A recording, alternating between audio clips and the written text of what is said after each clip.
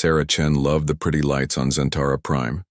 The 8-year-old girl pressed her face against the big window of the Imperial Palace, watching the colorful ships fly between the tall buildings. Her father had brought her to this important meeting between Earth and the Galactic Empire. She felt special being here. "Stay close to me, sweetheart," Ambassador Chen told his daughter. He was nervous about today's ceremony. The humans had been part of the Galactic Empire for 50 years, but they were still treated like children. The Empire had thousands of different alien species, and humans ranked very low on their importance list. The Empire called humans Category 3 species. This meant they were smart enough to be useful but not strong enough to be dangerous. Earth had only 200 spaceships for protection. Most other species had thousands or millions of ships. The Empire liked it this way. They wanted humans to trade and work for them but never become too powerful. Sarah walked beside her father through the golden halls of the palace. She had never seen anything so beautiful. The walls sparkled with strange crystals, and alien creatures in fancy clothes walked everywhere. Some looked like giant insects, others were made of living metal, and a few seemed to be floating clouds of gas. The cultural exchange ceremony was about to begin. This was where different species showed their art, music, and traditions to each other. Sarah's father had brought recordings of human music and paintings from Earth. He hoped the Empire would like them and maybe give humans better treatment. The Great Hall was enormous. Thousands of aliens filled the space, all chattering in different languages. Sarah held her father's hand tightly. She had studied pictures of different species, but seeing them in real life was overwhelming. Near the center of the hall stood a group of Veltar nobles. The Veltar were one of the most powerful species in the Empire. They looked like tall, thin humans but with silver skin and bright purple eyes. They wore long robes covered in jewels and carried energy swords that showed their high rank. The ceremony began with music from a species that sounded like singing crystals. Sarah was fascinated by the beautiful sounds. She watched other species perform their dances and display their art. When it was Earth's turn, her father played recordings of human orchestras and showed holographic images of paintings from famous museums. Many aliens seemed interested in human culture. Some even applauded politely.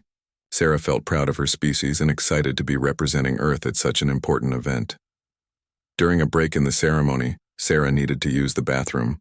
Her father was talking to some trade officials, so she decided to find one herself. She had memorized the palace map and knew where to go. On her way back, Sarah was looking at a beautiful wall painting and not watching where she walked.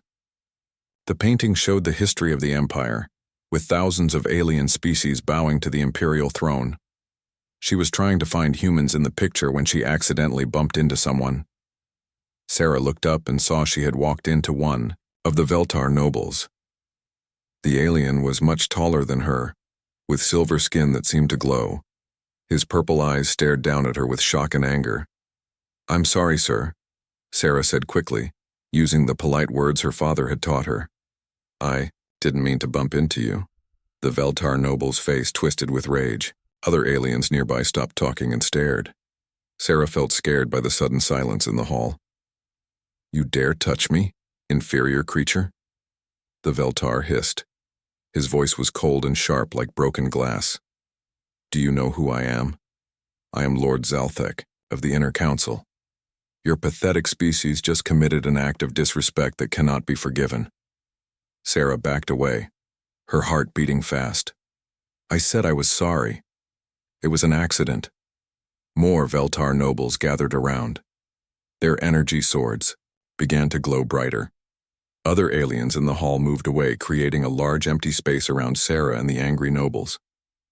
According to Imperial Law, Section 847, any lower species that physically contacts a Veltar noble without permission has committed a crime against the Empire, Lord Zalthek announced loudly. The punishment is immediate execution. Sarah's father heard the commotion and ran over. His face went white when he saw his daughter surrounded by angry Veltar nobles with glowing weapons. "Please, Lord Zalthek," Ambassador Chen said, bowing deeply. "She's just a child. She didn't know. I apologize for my daughter's accident. Please show mercy." "Mercy?" Lord Zalthek laughed, a cold sound that echoed through the hall. Your species must learn their place. This will be a good lesson for all humans. He drew his energy sword. The blade hummed with purple light, hot enough to cut through steel. Sarah tried to run to her father, but other Veltar nobles blocked her path. "No, please," Ambassador Chen shouted. "She's innocent. Take me instead." Lord Zalthek raised his sword above Sarah's head. The 8-year-old girl looked up at the glowing blade with wide, frightened eyes. She called for her daddy. The energy sword came down fast. Sarah Chen died instantly, her small body falling to the marble floor. The smell of burned flesh filled the air. Ambassador Chen screamed and tried to reach his daughter, but Imperial guards held him back. Other human diplomats in the hall cried out in horror, but none of them could help. Under Imperial law, Lord Zalthek had acted within his rights. "Let this be a lesson," the Veltar noble said calmly, cleaning his sword. "Humans must remember their place in the Empire. We are your superiors, and you will show proper respect." The ceremony continued as if nothing had happened. Servants quickly removed Sarah's body and cleaned the blood from the floor. Most aliens went back to their conversations and entertainment. Ambassador Chen knelt where his daughter had died, tears streaming down his face. His fellow diplomats tried to comfort him, but there were no words for such horror. The news of Sarah's murder traveled back to Earth through quantum communication networks. It took 3 days for the full story to reach the human government. When it did, something changed in the hearts of every human being. The Galactic Empire had made many mistakes in their long history, but killing Sarah Chen would prove to be their greatest error. They thought humans would cry, protest through official channels, and eventually accept their loss like other weak species had done before. They were wrong. On Earth, in secret facilities hidden throughout the solar system, ancient machines began to wake up. Computers that had been sleeping for decades started calculating battle plans. Deep space construction yards that the Empire didn't know existed began preparing for war. The Empire had killed a human child and called it justice. Now, they would learn why that was the worst mistake they could ever make. Ambassador Chen looked down at the spot where his daughter had died. In a voice too quiet for aliens to hear, he whispered words that would soon echo across the galaxy. "They will pay for this." Far away on Earth, his sister Admiral Sarah Chen Martinez received the news of her niece's death.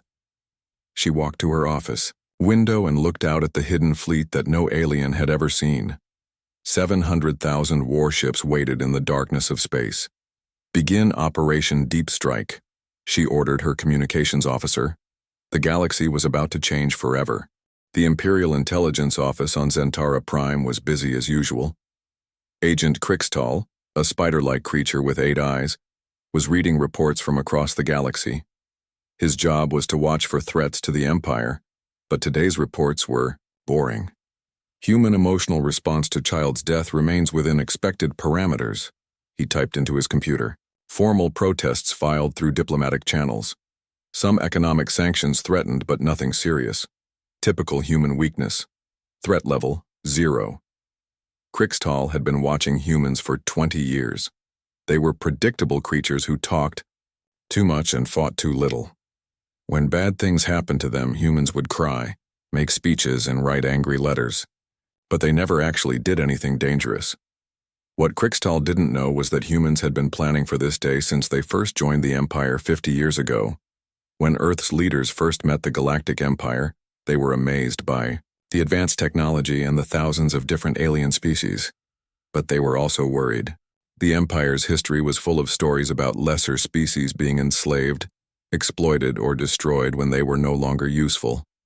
Earth's president at that time, Maria Santos, made a secret decision. She created a hidden project called Deep Strike. Only a few hundred humans knew about it, and they all swore to keep it secret until the day they died. The plan was simple but required incredible patience. Earth would pretend to be weak while secretly building the most powerful military force in galactic history. If the Empire ever threatened humanity's survival, they would be ready to fight back. For 50 years, Earth had been lying to the entire galaxy about their real capabilities. The Empire thought Earth had only 200 spaceships. This was true. Earth did have 200 ships that aliens could see. These ships were old, slow, and not very dangerous. They were perfect for making humans look harmless. But hidden throughout the solar system, in the cold darkness beyond Pluto, Earth had built the largest shipyard complex ever created. Massive construction facilities floated in the Oort cloud, invisible to alien sensors. Millions of humans worked there in complete secrecy. These hidden workers had spent 50 years building a fleet that would shock the galaxy. 700,000 dreadnought warships, each one 5 kilometers long and equipped with weapons that could destroy planets. The ships were powered by controlled black holes, technology that even the Empire didn't fully understand. Their weapons could tear holes in reality itself, making enemy ships simply disappear from existence. Each ship had enough firepower to destroy an entire alien fleet by itself. While the Empire thought humans were busy farming and trading, Earth's best scientists had been reverse engineering alien technology and making it better.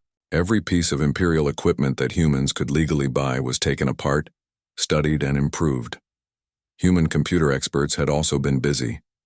For decades, they had been quietly hacking into Imperial networks. Every time a human trader, diplomat, or worker visited an alien world, they secretly planted tiny spy devices. These devices were so small and advanced that no alien security system could detect them. By the time Sarah Chen died, humans had complete maps of every Imperial military base, knew the location of every enemy fleet, and had broken all the Empire's secret communication codes. The Empire's most classified information was sitting on computers back on Earth. Humans knew which worlds had the strongest defenses, which alien leaders were corrupt, and which species secretly hated the Empire. Admiral Sarah Chen Martinez stood in the command center of humanity's secret military headquarters. The room was hidden 2 kilometers underground in the Rocky Mountains. She had been preparing for this day her entire life. "Report," she ordered. "All 700,000 ships are in position," her aide replied. "Operation Deep Strike is ready to begin on your command." The admiral looked at the huge display screen, showing the entire galaxy. Red dots marked Imperial military targets. Blue dots showed where human ships waited, invisible and ready to strike. "The aliens think we have 200 ships," she said quietly. "They're about to learn they were wrong by a factor of 3.5 million. Sarah had been named after her great-aunt, who died fighting for human rights decades ago. Now her 8-year-old niece, also named Sarah, had been murdered by the Empire. The family name would be remembered for something much more significant than diplomatic protests. The plan was elegant in its simplicity. At exactly the same moment, all 700,000 human ships would decloak around Imperial targets across the galaxy. The Empire's forces would be surrounded and outnumbered before they even knew what was happening. Each major Imperial world would suddenly find 20,000 human dreadnoughts in orbit above them. Every military base would wake up to discover enemy ships pointing planet-killing weapons at their installations. The Empire's mighty home fleet, which protected their capital world, was about to face 500 human ships for every one of theirs. Their invincible defenses would become death traps in seconds. "Admiral," the communications officer called out, "we're receiving the final go-ahead from Earth's government. You are authorized to begin the operation." Admiral Chen Martinez nodded. She thought about her little niece Sarah, who would never grow up, never go to school, never fall in love, never have children of her own. The Empire had stolen all of that from an innocent child. "Send the activation signal," she commanded. Across the galaxy, 700,000 human warships received the order simultaneously. Advanced computers began powering up weapons that had never been fired in anger. Cloaking devices that had hidden humanity's true strength for 50 years started shutting down. On the Imperial capital world of Zentara Prime, the aliens were still celebrating the cultural exchange ceremony. Lord Zalthek was bragging to other nobles about how he had taught the humans their place by killing the child. Then the sky began to fill with human ships. At first, the aliens thought their sensors were malfunctioning. The numbers were impossible. Humans didn't have that many ships. Humans were weak. But as more and more massive dreadnoughts appeared in orbit, the truth became undeniable. The humans had been lying for 50 years. They weren't weak at all. On military bases across the Empire, alien commanders desperately tried to contact their fleets for help. But everywhere they called, they got the same impossible report. Human ships, thousands and thousands of them, appearing out of nowhere. The Empire's greatest strength had always been their vast size. They had millions of ships spread across thousands of worlds. No enemy could attack all of them at once, except humans just had. Admiral Chen Martinez opened a communication channel to every Imperial world simultaneously. Her face appeared on screens across the galaxy as she delivered humanity's message. I am Admiral Sarah Chen Martinez of Earth. You murdered my niece, an innocent 8-year-old child named Sarah Chen. You called it justice. Now you will face real justice. The aliens stared at the display screens in shock. Behind the Admiral, they could see the massive human command center and thousands of officers preparing for war. You have 1 hour to surrender unconditionally, she continued. Any ship that tries to escape will be destroyed. Any world that resists will be turned to dust. You had your chance for peace when you chose to murder our children. The transmission ended, leaving the galaxy in stunned silence. The Empire's 10,000-year reign was about to end, and it had taken humans exactly 50 years and 37 minutes to make it happen. Emperor Valthuran had ruled the Galactic Empire for 300 years. In all that time, no one had ever dared to threaten him. He sat on his crystal throne in the heart of Zentara Prime, staring at reports that couldn't possibly be true. 700,000 ships, he roared at his military advisors. Humans have 200 ships. Our intelligence confirmed this. General Kixmore, a massive creature covered in armor plates, trembled as he spoke. Your Majesty, our sensors are not malfunctioning. The human ships are real. They've surrounded every major Imperial installation simultaneously. The Emperor's 4 eyes blazed with fury. This is impossible. Deploy the home fleet immediately. Crush these insolent humans. Sir, another advisor whispered, the home fleet is surrounded. 20,000 human ships are in orbit around our capital. For every one of our vessels, they have 500. Emperor Valthuran stood up from his throne. For the first time in centuries, he felt something he had almost forgotten. Fear. On Zentara Prime's orbital defense platforms, alien gunners stared at their sensor screens in disbelief. The massive human dreadnoughts hung in space like sleeping giants. Each ship was larger than most space stations. Their dark hulls seemed to absorb light, making them look like holes cut out of the stars themselves. Admiral Chen Martinez's ultimatum echoed through communication systems across the galaxy. 1 hour to surrender. No negotiations. No mercy. The Empire's leaders gathered in emergency session. They had faced rebellions before, but nothing like this. Usually, when a species got angry, they would attack 1 or 2 worlds and cause some minor damage. The Empire would then send a massive fleet to crush them completely. But humans had attacked everywhere at once. Every Imperial world, every military base, every important installation was surrounded by human ships. There was nowhere to run and no way to gather their forces for a counterattack.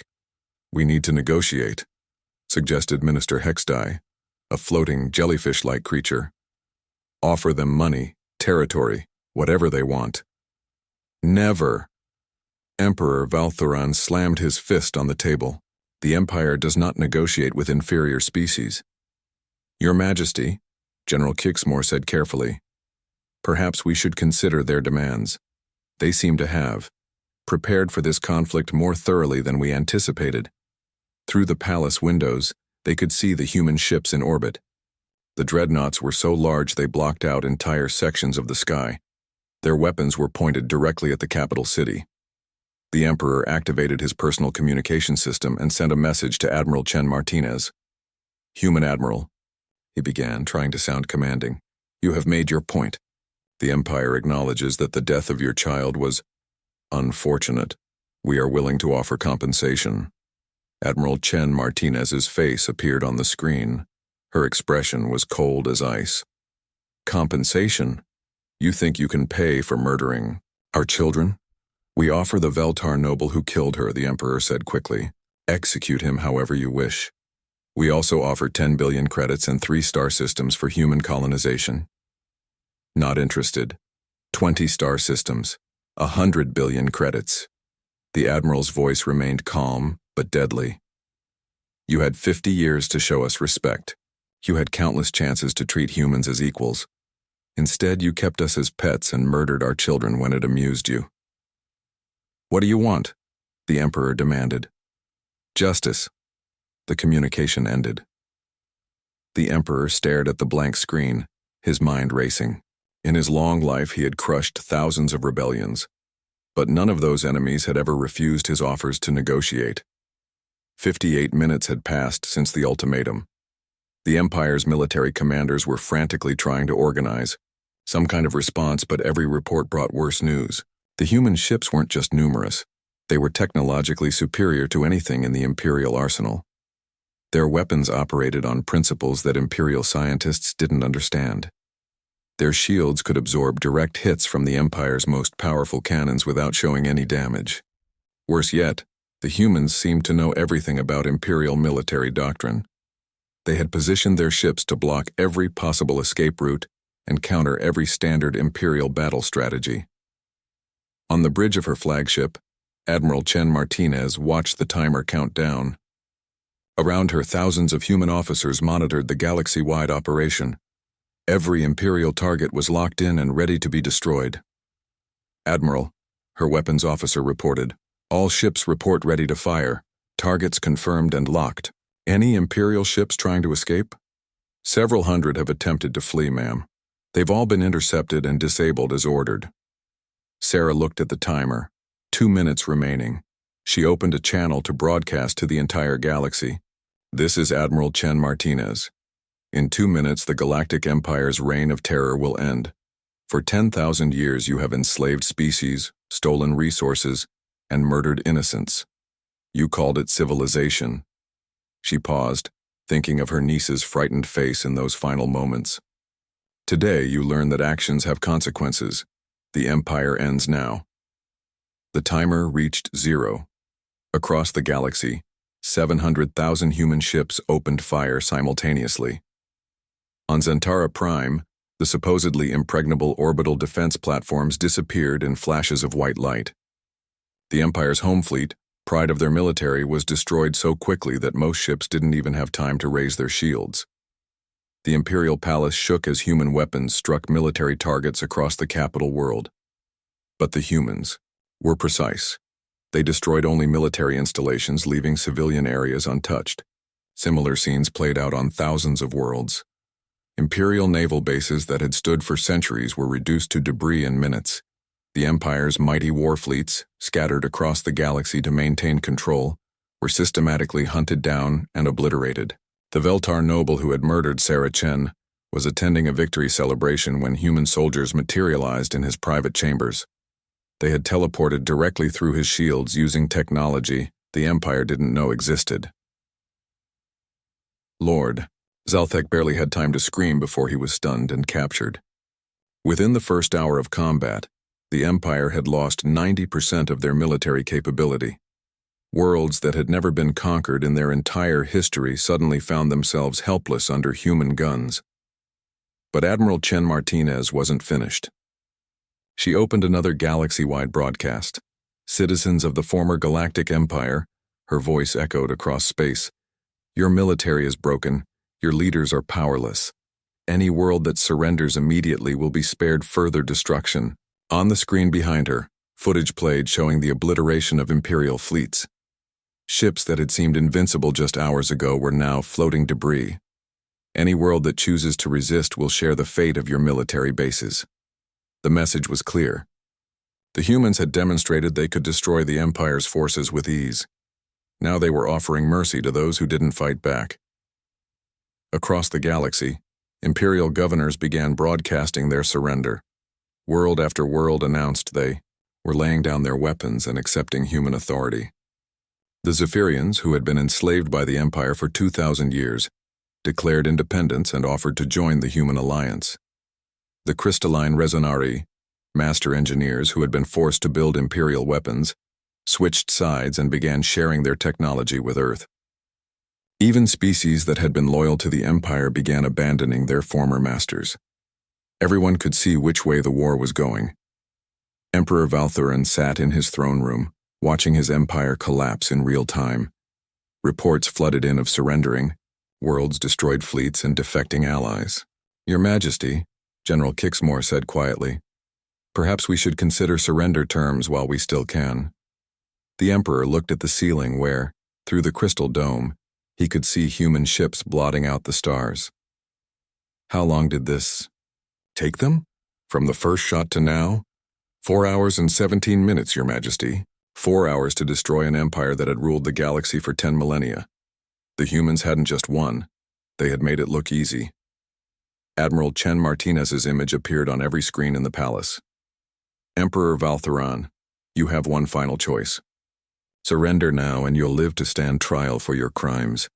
Continue to resist and this world becomes a second sun."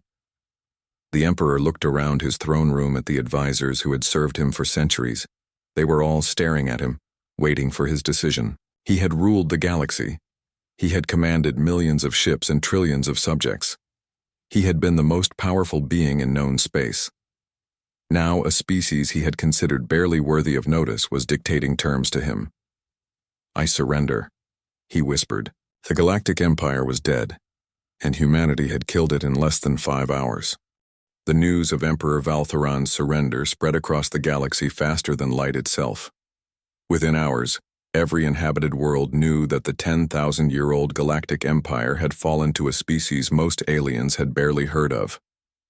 On Earth, crowds gathered in streets and public squares to watch the broadcast from space. For the first time in 50 years, humans could speak openly about their hidden military project. Children who had lived their entire lives with the secret were finally free to tell their friends what their parents really did for work. President Martinez addressed the planet from the United Earth Government headquarters. "Today we have achieved something unprecedented in galactic history. We have defeated tyranny not through conquest, but through preparation and justice. But the war was far from over. Scattered Imperial forces throughout the galaxy refused to accept their defeat. Thousands of worlds remained loyal to the old empire, and several Imperial princes declared themselves the new emperor. Admiral Chen Martinez knew that winning the first battle was only the beginning. Now came the harder task of hunting down every remaining Imperial military unit and forcing them to surrender. "Status report," she ordered from her command ship orbiting Zentara Prime. "Ma'am, we've confirmed the surrender of 60% of Imperial worlds," her intelligence officer replied. "However, Prince Drakmor has gathered the remaining Imperial fleet at the fortress world of Imperius Maxima. He's calling for all loyal forces to join him there." The Admiral studied the tactical display. Imperius Maxima was the Empire's most heavily defended world, built specifically to withstand any attack. Its planetary shields could supposedly protect it from supernova explosions. Its defense platforms mounted weapons that could destroy moons. "How many ships does Prince Drakmor have?"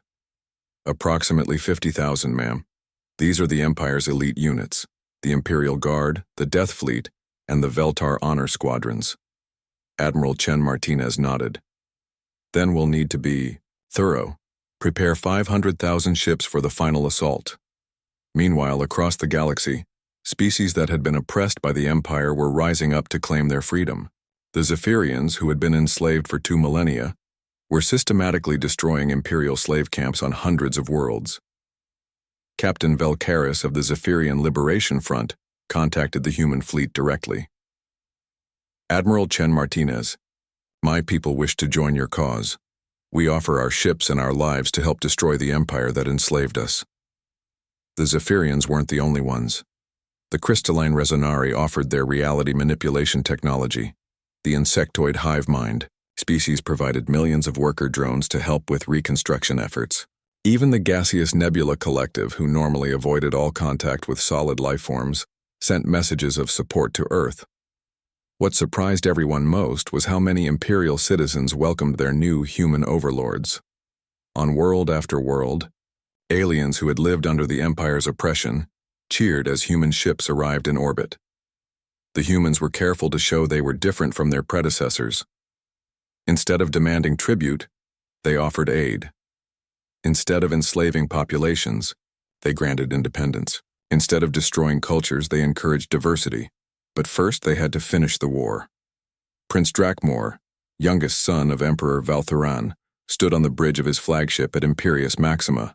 Unlike his father, he had no intention of surrendering to inferior species. Humans got lucky, he told his commanders. They caught us by surprise with their sneak attack. But now we know what we're facing. 50,000 Imperial Guard ships are worth 1,000,000 human vessels. His officers weren't so confident. They had seen the reports from the front lines. Human weapons were far beyond anything in the Imperial arsenal. Their ships seemed immune to conventional attacks, and they had already destroyed 90% of the Imperial military with minimal losses. My prince, Admiral Kethvar said carefully, perhaps we should consider the Emperor's surrender order. The humans are offering reasonable terms. My father is a coward, Prince Drakmor snarled.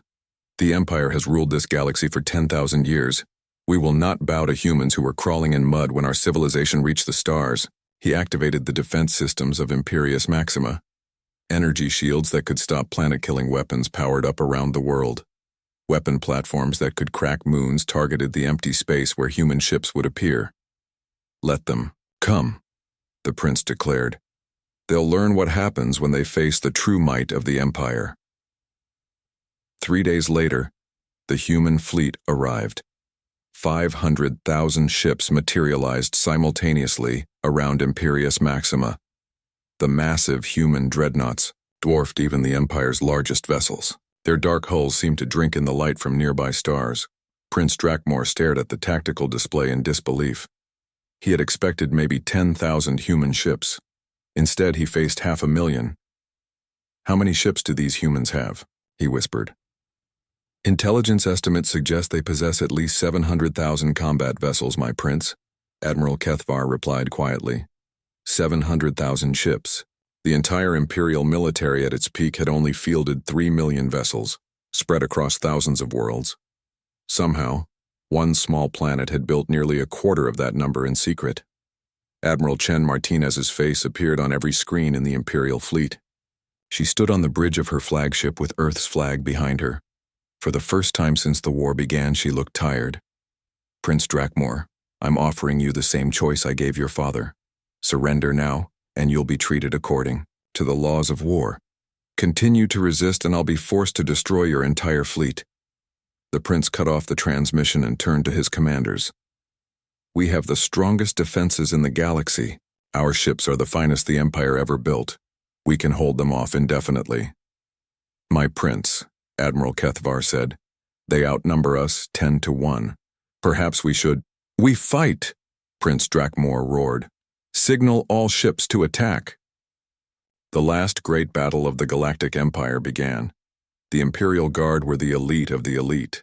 Each ship was crewed by warriors who had trained their entire lives for combat. Their vessels were equipped with the most advanced weapons the Empire could create. They lasted 6 hours. The humans had learned much from their earlier battles. Their weapons had been upgraded with technology captured from Imperial facilities. Their tactics had been refined based on observed Imperial responses. Most importantly, they were fighting not just for victory, but for justice. Every human ship carried images of Sarah Chen in their combat computers. The 8-year-old girls. Death had united humanity in a way nothing else could have. The battle was visible from the surface of Imperius Maxima. Flashes of light filled the sky as weapons discharged and ships exploded. The planet's inhabitants, mostly Imperial military families, watched their defending fleet be systematically destroyed. Prince Drakmor's flagship was one of the last ships standing. He watched his remaining vessels fall one by one to the relentless human assault. The Empire's finest warriors were being swept aside like insects. My prince, Admiral Kethvar called out as explosions rocked their ship. Our shields are failing. We should surrender before— A human torpedo penetrated their defenses and exploded inside the ship's engine room. The flagship began braking. Apart, Prince Drakmor activated his escape pod and fled toward the planet's surface. Behind him, the last remnants of the Imperial fleet were being reduced to scrap metal. On the surface of Imperius Maxima, human troops were already landing. They had teleported through the planet's shields as if they didn't exist. Imperial defenders found themselves facing soldiers equipped with armor that made them nearly invincible. But the humans weren't interested in conquest. They were looking for one specific person. They found Lord Zalthek in the planet's most secure prison, where Prince Drakmor had been keeping him as a bargaining chip. The Veltar noble who had murdered Sarah Chen was brought before Admiral Chen Martinez in chains. "You killed my niece," the Admiral said quietly, studying the alien who had started this war. "She was 8 years old. She apologized for accidentally bumping into you, and you murdered her." Lord Zalthek tried to maintain his dignity. "I acted according to Imperial law. The inferior species needed to be taught their place." "You're Imperial. Law no longer exists," Admiral Chen Martinez replied. "Now you'll face human justice." She turned to her officers. "Take him to the execution chamber. Ambassador Chen has requested the honor of carrying out the sentence personally." Sarah's father had waited months for this moment. When Lord Zalthek was brought before him, Ambassador Chen thought of his daughter's last moments, the fear in her eyes, her call for her daddy as the energy sword descended. "Any last words?" he asked the Veltar noble. "Your species will never be worthy of ruling the galaxy," Lord Zalthek snarled. Ambassador Chen activated the plasma rifle. "We're not trying to rule it. We're trying to free it." Lord Zalthek died instantly, just as Sarah had. With the execution of her murderer and the destruction of the last Imperial fleet, the war was officially over. The Galactic Empire had fallen and humanity stood victorious. But Admiral Chen Martinez knew that winning the war was only the beginning. Now came the much harder task of building something better in the Empire's place. 10 years had passed since Sarah Chen's murder sparked the greatest war in galactic history. The child's name was now known on every civilized world, spoken with reverence by species who had never seen a human before the war began. On the former, imperial capital of Zentara Prime, where Sarah had died, stood a magnificent memorial. The crystal structure reached toward the stars, inscribed with the names of every child who had suffered under the Empire's rule. At its center was a holographic image of Sarah Chen, smiling and waving at the visitors who came from across the galaxy to pay their respects. Admiral Sarah Chen Martinez, now Supreme Commander of the Terran Commonwealth, stood before the memorial with her aide. She came here every year on the anniversary of her niece's death, not just to remember, but to remind herself why humanity had fought so hard to change the galaxy.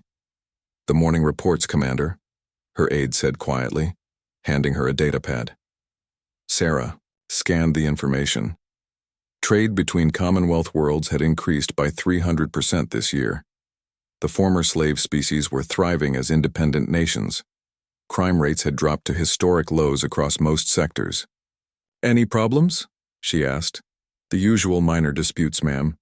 The Veltar remnants are still causing trouble on the outer rim, but nothing our patrol fleets can't handle. The Zephyrian colonies are requesting additional terraforming equipment for their new worlds." Sarah nodded. The transition from Empire to Commonwealth hadn't been easy, but it was working better than anyone had dared hope. The Terran Commonwealth was unlike any government the galaxy had ever seen. Instead of demanding tribute from member worlds, Earth provided aid and protection. Instead of imposing human culture on alien species, the Commonwealth celebrated diversity and encouraged each world to develop according to its own traditions. Most importantly, the Commonwealth was voluntary. Any world could leave if they chose to, though in 10 years of operation only 3 worlds had withdrawn their membership, and 2 of those had applied to rejoin within a year. The secret to the Commonwealth's success was simple. Humanity had learned from the Empire's mistakes. Instead of ruling through fear, they led through example. Instead of taking resources, they shared technology. Instead of crushing rebellions, they addressed legitimate grievances. Of course, the 700,000 ships of Earth's fleet helped maintain the peace, but those ships were rarely needed. Most species had seen what happened to the Empire and had no desire to test humanity's patience. President Elena Vasquez addressed the Commonwealth Assembly from Earth, speaking to representatives of over 8,000 worlds. 10 years ago, we fought a war not for conquest but for justice, she said. Today we continue that mission not through weapons, but through cooperation and mutual respect. The assembly hall erupted in applause. Aliens of every conceivable shape and size cheered for the human president who had helped transform their galaxy.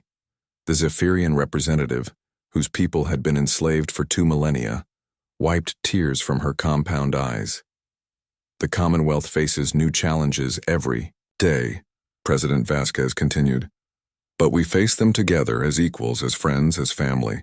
On the industrial world of New Geneva, former imperial slaves worked alongside human engineers to build the most advanced spacecraft in the galaxy. The shipyards that had once produced vessels of war now created exploration ships, medical vessels, and trade carriers. Captain Zekhari, a former slave whose people had been forced to mine radioactive materials for the Empire, now commanded his own exploration fleet. His ships carried mixed crews of dozens of different species, all working together to map unexplored regions of the galaxy. Hard to believe how much has changed, he said to his human first officer, Commander Jackson.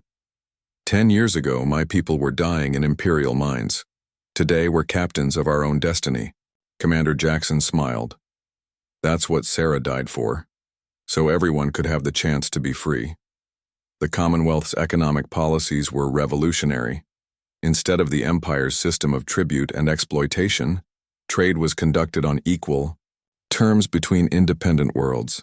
Technologies were freely shared rather than hoarded by ruling elites. The result was an explosion of innovation and prosperity.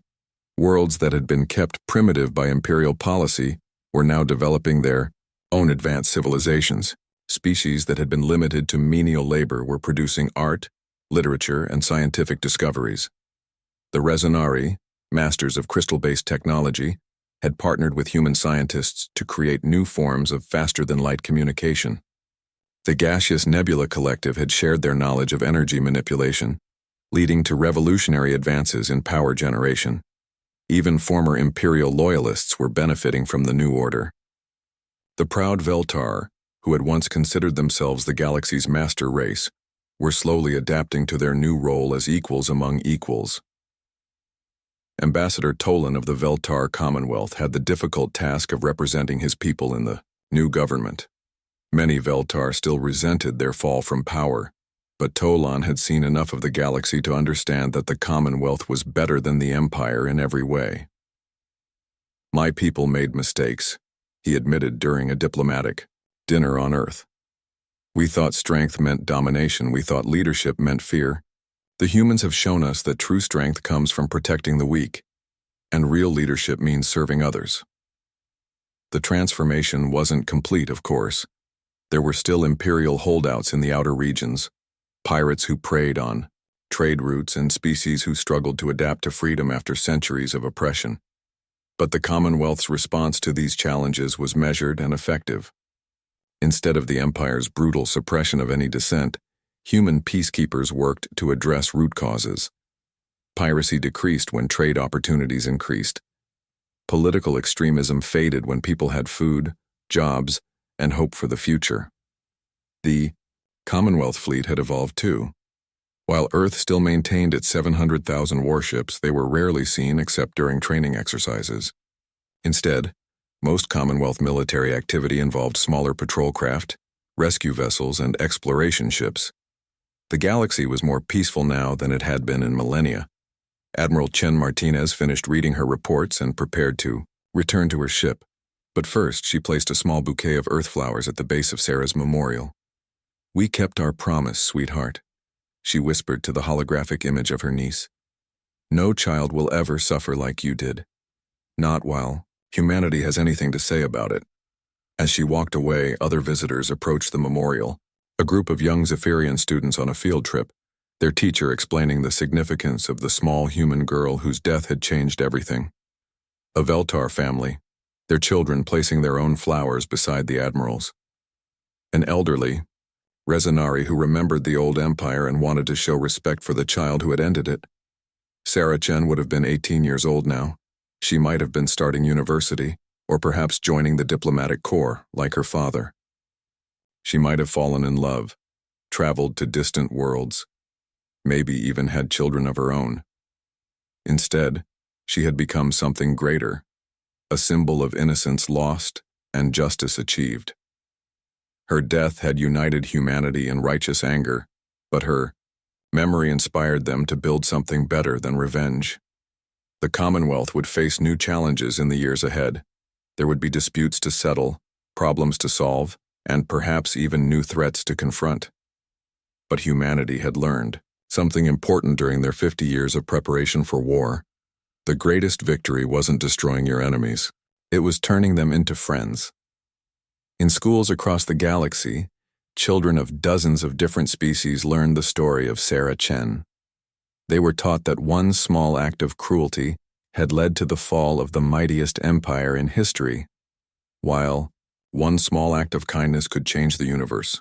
The lesson was simple: treat others with respect and dignity, regardless of their species or status.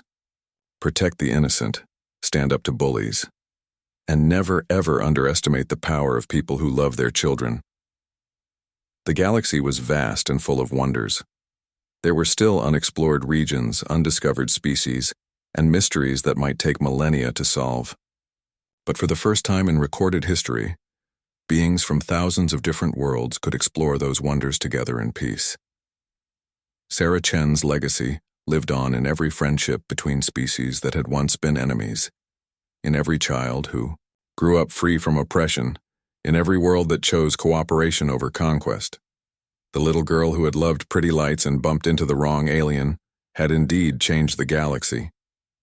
But not through war or conquest or revenge.